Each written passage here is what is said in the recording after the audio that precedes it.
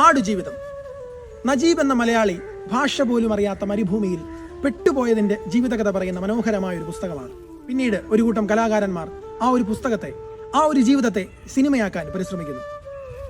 എന്നാൽ സാഹചര്യങ്ങൾ അവർക്ക് വ്യത്യസ്തമായ സിനിമാനുഭവങ്ങളാണ് നൽകിയത്. കൊറോണയും ലോക്ക്ഡൗണുമെല്ലാം അവരുടെ സ്വപ്നങ്ങൾക്ക് തടസ്സം നിൽക്കുന്നവയായിരുന്നു. മരുഭൂമിയിൽ പെട്ടുപോയ ഒരു മനുഷ്യൻ്റെ ജീവിതം സിനിമയാക്കാൻ ഇറങ്ങി തിരിച്ചവർ മരുഭൂമിയിൽ തന്നെ പെട്ടുപോകുന്നു.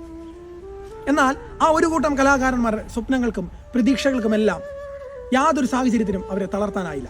വർഷങ്ങൾക്കിപ്പുറം ആടുജീവിതം എന്നൊരു സിനിമ ഇറങ്ങുമ്പോൾ ഒരുപക്ഷെ നജീബ് എന്ന വ്യക്തിയേക്കാൾ നമ്മെ പ്രചോദിപ്പിക്കുന്നത് ആ ഒരു കൂട്ടം കലാകാരന്മാരുടെ പ്രതീക്ഷയും കഠിനാധ്വാനവുമാണ്. നമ്മുടെ ഈ ജീവിതത്തിൽ നാം പ്രതീക്ഷിക്കുന്നത് പോലെ ഒന്നും നമ്മുടെ ജീവിതം നടക്കണമെന്നില്ല.